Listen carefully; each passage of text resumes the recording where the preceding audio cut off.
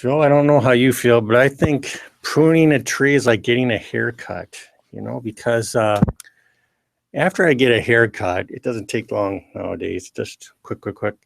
But I just feel so refreshed and invigorated, don't no? And my feeling is that's the way about pruning trees and shrubs.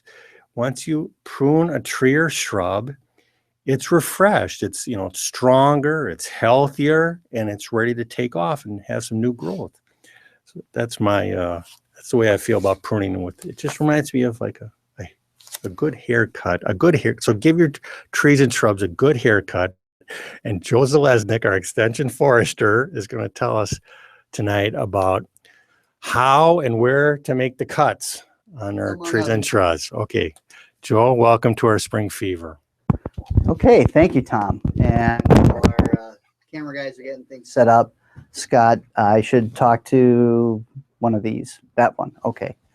All right. Well, welcome. And thanks for that introduction, Tom. It's an interesting analogy you have there. And I do want to say, up to a point, there's some correct points in that analogy. You said a good haircut, and I agree. You have to prune properly because there are a lot of people out there who don't. And sometimes I hear the term, oh, I'm just going to give the tree a haircut. And what I often end up seeing is that the tree gets topped, and we don't want the trees to be topped. That's definitely something it's a bad situation all around. I'm going to be trying a little demonstration here. This is a little different. We'll give it a shot. I could give you another PowerPoint if you want, but we'll see what we can do. Is this a good time of year to prune? Things have already started to grow, and some of the flower buds are out. And I pruned my maples yesterday. So yeah, is it a little bit late? Yeah, a little bit. Did sap leak out of the trees? Yeah, it did. Is that going to hurt the trees? No, not at all. It's no big deal. This is still an okay time to prune. So what do you do? How do you do it? Tom talked about you're cutting things off here. It's like a haircut. Well, in that case, it is. We're trying to develop good structure on trees and shrubs. I'm going to talk mostly about trees. What does good structure mean? Good structure means a scaffold of healthy, well-spaced branches. This is an ash tree. I cut it this morning, so it's not healthy anymore. But it was healthy about 12 hours ago. But there's a nice distance between these branches. Okay, as we go lower, I don't know, or as the tree magically rises. Yeah, there used to be a branch there. That's a little far of a distance. Nothing we can do about that. Down here, things are a little bit closer together, but that's okay. So at least on the main leader part of this is a nice scaffold. So one of the questions I have, or I'll point out on this example here, is, hey, this stem isn't quite straight. How's that? The stem's not quite straight. Is that a problem? And what can we do about it? Well, we can't straighten it at this point. That is what it is. Okay. What can we do about it? Well, is it a problem? Well, mostly no. Is the tree going to straighten itself out? Sort of. Over time, it will grow. It will fill in more on this one side than the other. But in the meantime, oh, is this branch a problem here? No. How about this one? See, this one is kind of big compared to that central leader, and it's more upright rather than sideways as a branch. Is that going to be a problem? Well, it could be. And what we might want to do is simply clip it off right there. Or we could even cut it back up here, to try to subordinate or reduce this branch. We'll talk about that a little more in a minute. But I want to talk about branch structure very briefly. Branches do have structure along with the stem. And where do you make the cut? Well, you look for a place called the branch collar. And I'm going to try to zoom in. Am I zooming in? How am I doing? Oh, thank you. Okay. The branch collar, that's this transition zone right here where the branch tissue transitions to become stem tissue. Okay, and right up here, coming straight up, and coming around that branch. That's the branch bark ridge. Branch bark ridge is very important. It's a ridge where, well, basically the branch bark and the stem bark meet, and they push together and form up, push together and up to form this ridge. And we want to keep that branch bark ridge in place. So actually we go just outside of that swollen area of the branch collar, and that's where we make the pruning cut. And the pruning cut, I'm going to go grab my pruner, hold that thought. Sorry, should have had this out. Okay, we back on. Pruning cut will be just to the outside of that. Got a nice sharp pruner here, and at a slight angle even. Now, there we go. I want you to notice there is a little bit of a nub there. There's not a stub. It's not that I left it a long stub. It's just a little bit of nub that sticks out. And the tree will heal itself pretty quickly, especially because this is so small. This is only about 1/4 to maybe 1/2 inch across. That's a good thing. Okay. Will this tree, would this tree survive that? Absolutely. How much can you cut off a tree? The recommendation these days is no more than 1/4 of the branches, no more than 1/4 of the leaves in any one year. In the old days, it used to be up to 1/3. If you go beyond that, is the tree going to die? No, probably not. It just becomes a little more stressful on the tree. The more that you lose, more that you remove from the tree. So rule of thumb, no more than about 1/4. So I'm going to back up now. And go back to this here, this view here. How we doing? Good. Okay. There's another type of cut. What I just did was a reduction cut. Most common type of, a thinning cut, not reduction. A thinning cut. Most common, where you cut off the branch that's smaller or the leader that's smaller. On this ash, we've got a smaller branch here, and that's okay. We can cut that whole thing off, or what we can do is we can reduce its growth or subordinate it.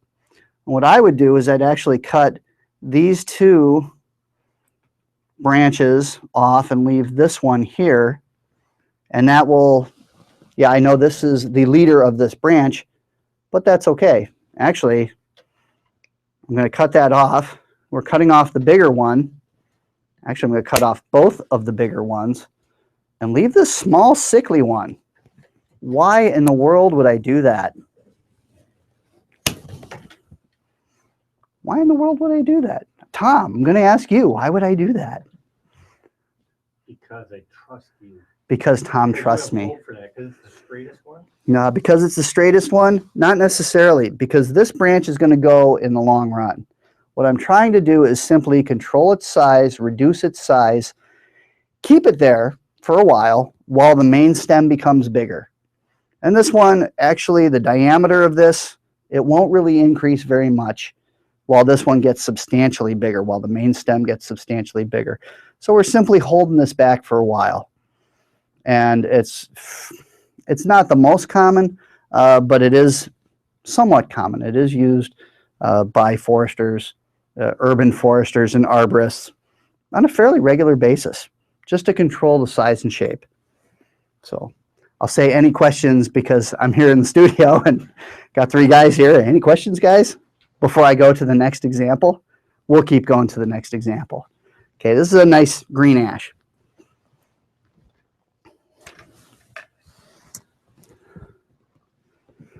The next example, ooh, this is a beaut.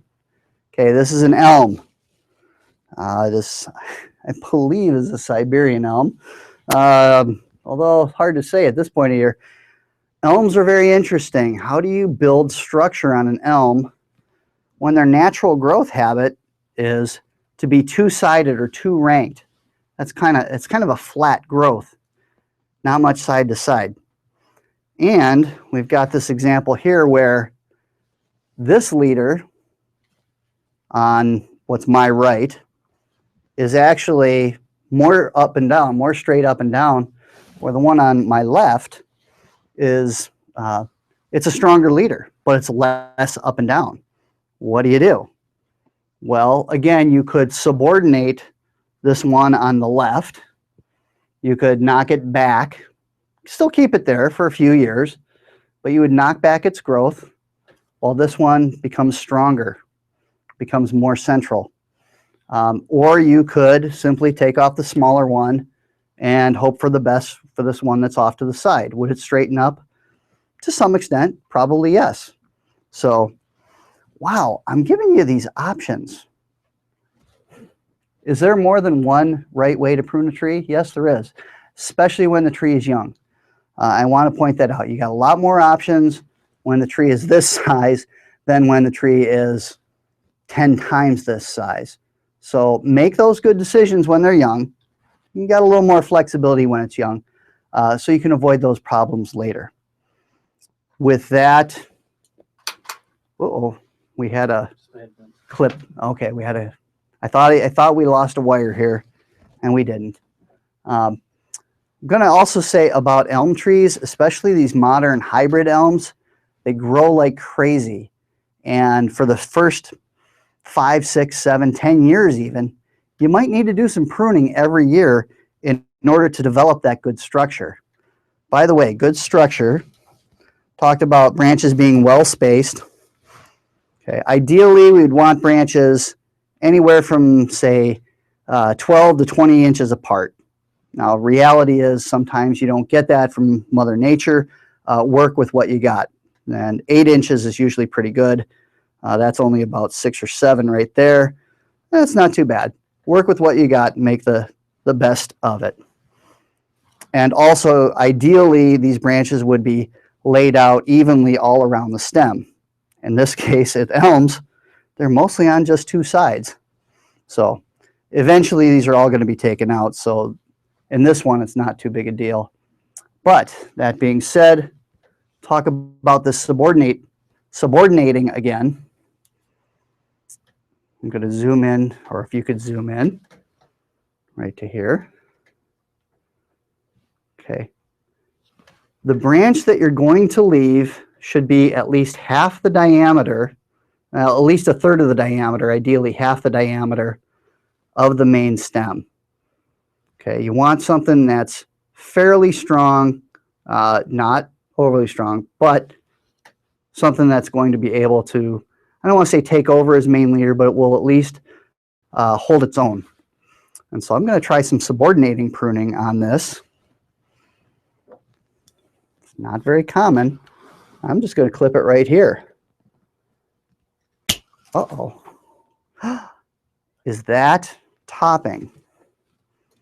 Okay, I'm going to back up. Did I just top this tree? Some people might think I did. No, I didn't, because I'm leaving this branch right here as part of it, as part of the main structure of that main branch here. But I'm hoping that this one will take over as a stronger central leader. Subordinating pruning is not very common. And why is it not topping? Topping is just indiscriminate. You cut anywhere. And especially, you wouldn't cut, if you're topping, you wouldn't cut at a joint, where the, and at a node, excuse me, I gotta be technical, technically correct. You wouldn't cut at a node. A node's a connection point. So topping's just gonna be cut anywhere. So with that being said, I think I'll end up this one. I got one more example. Sorry. Thank you, Tom.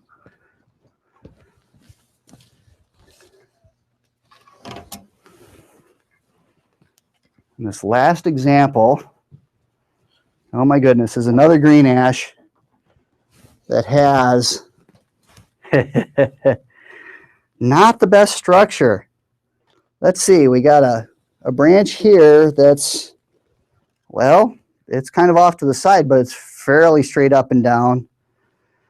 You got this structure here where there was a leader right here. Sorry, there was a leader right here, but it died. Not sure how, but it died. So these 2 side branches started to come up. What in the world do you do here? Okay. You know what? There is no good answer. Now, that being said, is it best to just cut this tree down, start over? No, it's only, I want to say maybe an inch across. We got some options. There's a lot of different things we could do. We could knock back this side branch. We could knock back any two of those and keep the third one and as a leader. If this branch is going to become the leader, well, then we might need to cut this U out. Maybe not all at once, because that would lead to a lot of suckering. So again, we do it over time with those subordinating cuts. So I just want to say, quite simply, there's a lot of options here. There's not always a clear right answer. But with that, I'll hand it over, and I'll just leave it on that, what do I want to call it, that vague note. Now I'll open it up to questions. And there's a couple questions already.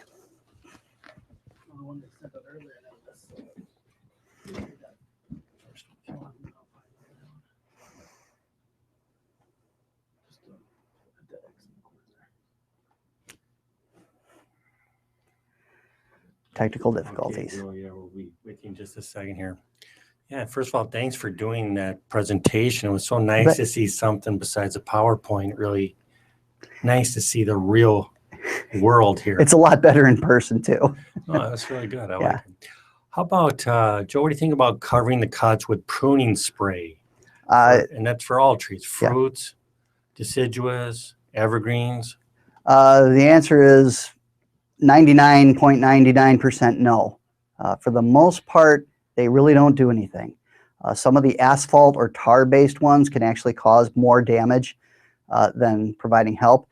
You know, the idea is simple. Oh, you're trying to cover that wound, keep out the insects and diseases while the tree heals over itself. And it's a great in theory, but when they started to do the research on this, they found out it really didn't help.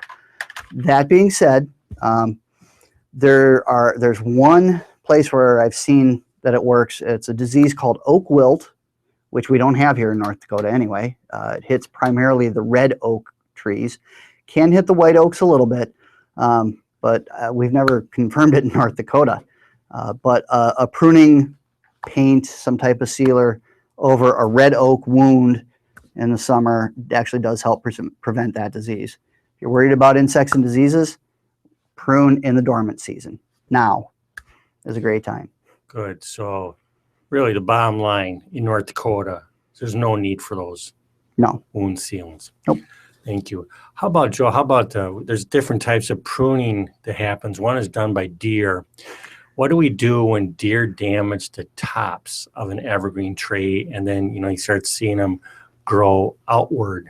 They lose their leader. Gotcha. Oh, yeah. Lost leader is really tough. The tree will naturally overcome that over time. One of the side branches will start to lean up and grow upward into the leader. That being said, what you have is a stem that goes like this and then curves around and then comes up, which is not very structurally sound. So what I'd recommend is actually taking one of those side branches and as best you can without breaking it, tip it up into a leader, splint it somehow if you need to, and splint it up into a leader position so it can do that a lot more quickly. So again, when you have smaller things, it's a lot easier to fix, smaller problems. Sounds good. How about as far as pruning shears, what type do you recommend? And do you have a way to sharpen them? What's the best way to sharpen them? That's a great question. The pruning, my hand pruners here, they are a bypass pruner where the blade bypasses the anvil, goes past it. And I prefer these instead of the kind where the blade dead ends on the anvil. Those tend to crush. They cut for a while and then they crush near the end. These tend to cut a lot better, I think. Like you said earlier, we can't recommend one brand over another. But that being said, I do like these. I'll say the red-handled ones. But that's my preference. I mean, buy the best that you can afford, because you know you get what you pay for. And I've spent a lot of good money on pruners, and I've never had a problem with these. Except you can't get these through TSA at the airport. I have lost 2 pairs of these because they were in my briefcase. I've lost 2 pairs of these to TSA. Okay. Well, Joe, I don't think that'll be a common problem for most of us. That being said, the other part of the, I know, the other part of the question, only foresters. yeah, was about sharpening. I'd take to a knife sharpening shop or scissors sharpening company. These ones I've never had to sharpen. They have remained sharp for many years. Joe, how about if we have an evergreen tree that's forked off into 2 tops? What do you do? Should you take off one of those tops, or if you can, if it's small enough, you know, say 3 inches or less, yeah, try to do that. Once they get bigger than that, it's causing a lot of damage. Once we get wounds that are about 3 to 4 inches or larger, that's causing quite a bit of damage to the tree, and it may not recover in time. We're creating a wound when we're pruning, and that wound is susceptible to insects and diseases. Now, trees can fight that usually, and the smaller the wound, the quicker they can fight it. They can cover it over. And I always see it as a race between the tree, which is setting up this defense system, and a race between that and the fungus, which is trying to get in and get established. And the smaller the wound, the better the chances for the tree. Okay, Joe. We got some general questions here. Maybe you can just like give us some general wisdom. Like, do you have any like general tips about trimming shrubs? Or if they're that'd be get a whole hour on that. Oh, yeah. Deciduous shrubs, you know what? You can prune those, most deciduous shrubs, down to the ground. I say down to the ground, 4 to 6 inches, and they'll sprout back. And they'll sprout back 1/2 to 2/3 of their height the first year.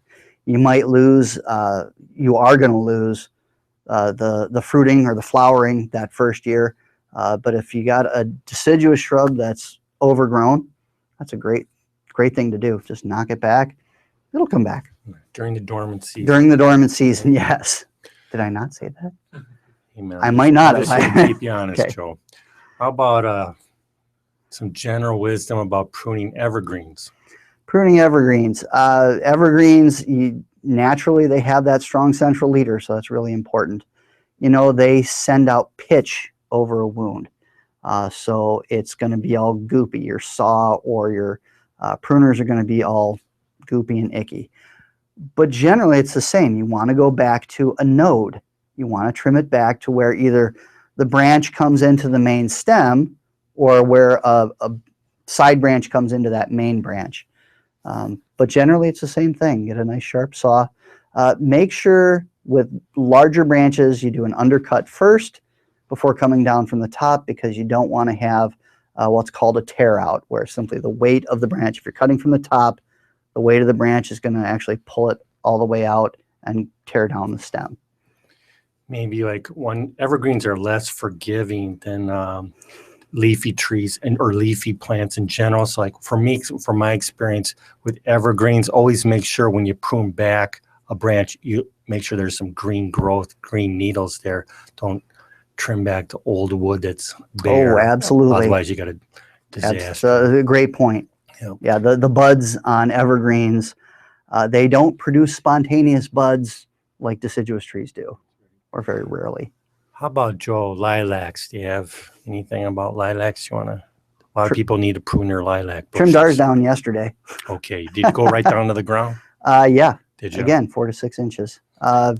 Except for the ones where, I hope my wife's not watching, except for the ones where she wanted to try about 4 to 5 feet. So we'll see how they do. Yeah, but we are going to lose flowering this year. That's okay. Any wisdom about pruning an apple tree that's got way too tall? Pruning an apple tree that's way too tall, I would defer to Tom, because he was raised on an apple farm, or he's done a lot more of that than I have. I'll just make that really quick. As far as pruning, that's very common. We have overgrown apple trees. And actually, maybe I should say, you can Google. We've got a whole article about this at NDSU Extension Horticulture website. So if you go lawns and gardens and trees, website of NDSU Extension. We got a whole article on that, but generally we want to bring that tree down to about 12, 15 feet so it's manageable. You're going to have to make a prune of that central trunk to bring it down a little bit. And then in general, instead of having a Christmas tree shape, we're going to have more of an umbrella tree that the lower the branches open up but stay low. So your tree's going to turn into an umbrella. Okay. That's common for old apple trees.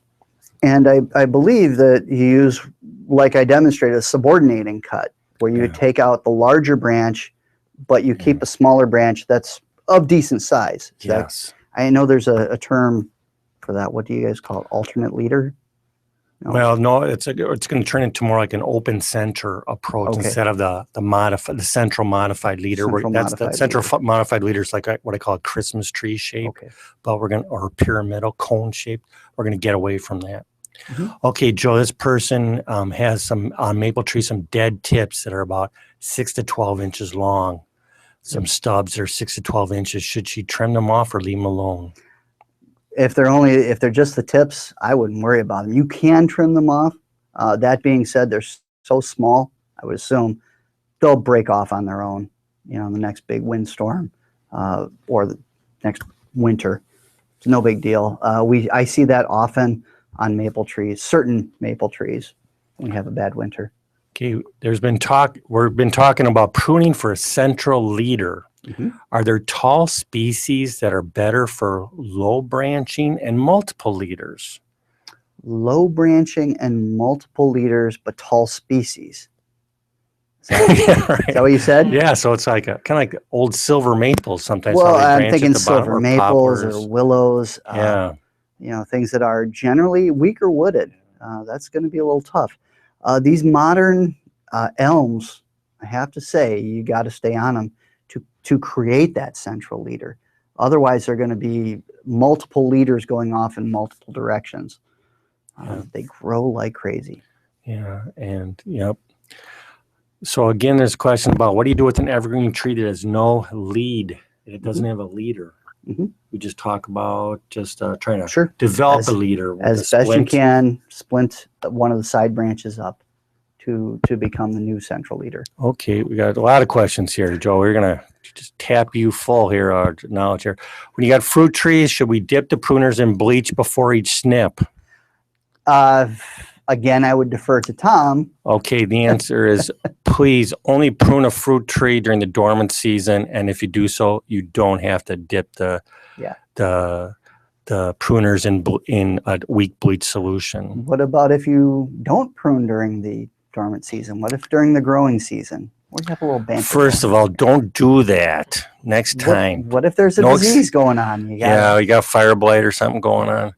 Okay, we got to get to know about fire blight with your fruit trees because that's really what you're going to spread with your pruners. And I just really, in general, if it was me, I would only prune a wounded branch during the growing season. And you just have to prune, and then I would sterilize between each snip, which is ridiculously long. You got to go out there with a bucket of the 10% bleach solution with a group of pruners. So you take one pruners out of the bucket, you snip it, you put it back in the bucket, then you take another pruner shears that's been sitting in the bucket of sterilizing solution, prune that. It's way too much work. You'll learn quickly the dormant season to pick a nice day in March, or like Joe even did here in early April, and rock and roll with that. If I can add to that. Yes, please. Okay. Tom mentioned fire blight, which is a disease of apple trees and other things in the rose family. Dutch elm disease. Dutch elm disease is a fungal problem. It's spread by beetles, and beetles are attracted to wounds. So we highly recommend for elm trees pruning those in the winter, in the dormant season, from November till about the end of March. Okay. The other thing I want to add to that, and I just lost it.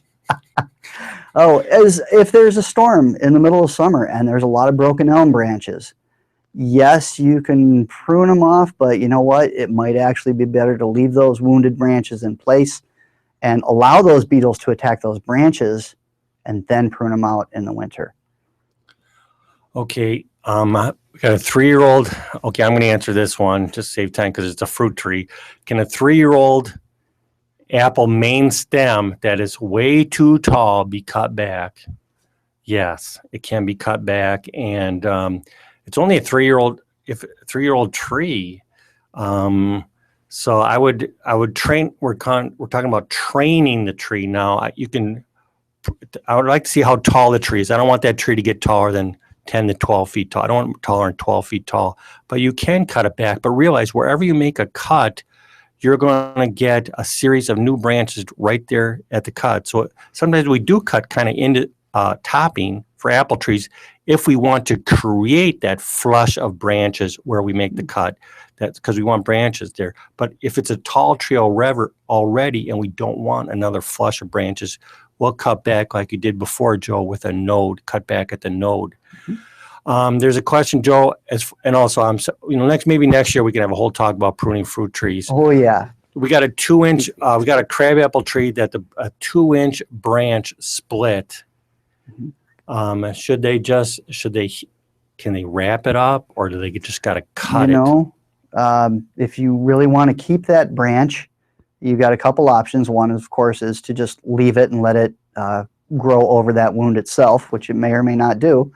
What is sometimes used in arboriculture, tree care, is they'll bolt branches or bolt stems. Just, stick a bolt through it, or several bolts, depending on the length of the branch. That can work. Just remember those bolts are there when you're cutting that branch off years later or cutting the tree down years later, because that can cause problems. This person will like that answer because that's 40% of the tree is that one branch. So they want to keep that branch. That's going to be helpful for them. You might even be able to support it underneath while it covers over that wound. I haven't seen them recover that much, or crab apples do that. Oak trees, I've seen oak trees with split branches more than once, and oaks are so strong they can actually take that. Pretty amazing. Joe, with that 1/4 rule you talked about, does that include dead branches, or can I take out all the dead branches? You can take out all the dead branches. That's a great question.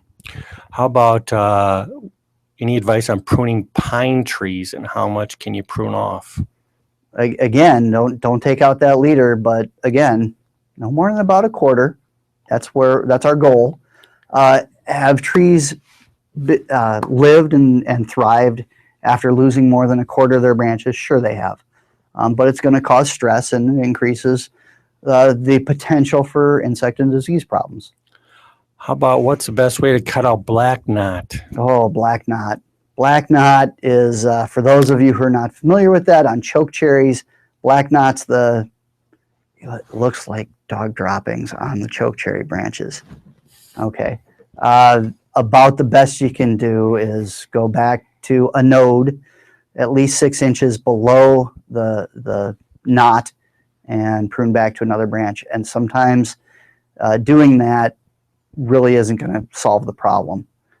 Black knot can kill trees in the long run, but for the most part, it's just an aesthetic problem. How about pruning carragana in a tree row? Pruning? Yeah. I wouldn't do it. I would maybe cut it down to the ground. What I call cutting down to the ground is not pruning, it's rejuvenating. You're making it juvenile again. Cut it down to the ground and let it come back. If you already have a tear out, how to repair? Oh, that's a great question, a tough question. About the only thing you can do is remove any loose wood or loose bark. Some people will actually trim a nice sharp edge around that. It may help, it may not, but that's about all you can do, unfortunately. How about, should you use a different type of pruners for a fruit tree and a leafy tree to prevent the spread of disease? Should you use different pruners or different set of pruners? Different set of pruners? Not necessarily. It's that going back to your bleach issue. Yeah, just prune during the dormant season. You're right. Just make sure they're sharp. Yes. I know we only have 2 more questions here. I know. I'm sorry, the people are in demand, Joe. They want your answers. When do you prune a reblooming lilac? Reblooming lilac. I am not familiar with a reblooming lilac. Those are ones that have another flush of blooms besides the first spring flush. That's a great question. I'm not This familiar is with what that I would one. do. I would treat it just like a normal lilac as far as the wood goes, but as far as the flowers go, always trim off the flower seed heads. But still, it's a leafy shrub. Mhm. Treat it just like a leafy shrub, Sure. like prune during the March. Nice day in March. What do you do with an Alberta spruce that has frost damage on top? How are we going to handle that? Just turn off that frost I have not heard damage. good things about Alberta spruce in North Dakota. That's just Yeah, trim off that dead thing, tough dead one. top, and try to create a new leader. But yeah. that's really pushing the zones here in North Dakota. And this last question, this person has a plum tree that has a lot of dead branches. It's looking pathetic. Is there a way to save it? You can rejuvenate it. You can go down to the ground, and it can. They often sprout. But that being said, looking pathetic is kind of open.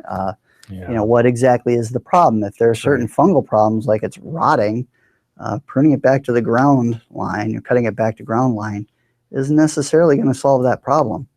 I'd say really identify what the issue is. Take out the dead wood, right? Just take out the dead wood. Sure is a good place to start. Let me also say with fruit trees, and that's my thing. You always have to be careful. A lot of the fruit trees are grafted, and so make sure if you prune below that graft, which is often planted near the base of the tree, if you prune below the graft, all you're going to do is get a wild plum tree rejuvenate. So you don't want that probably. Good point. So Joel, I just want to thank you for all of these great answers and your demonstration. It really was so refreshing to see. I appreciate it.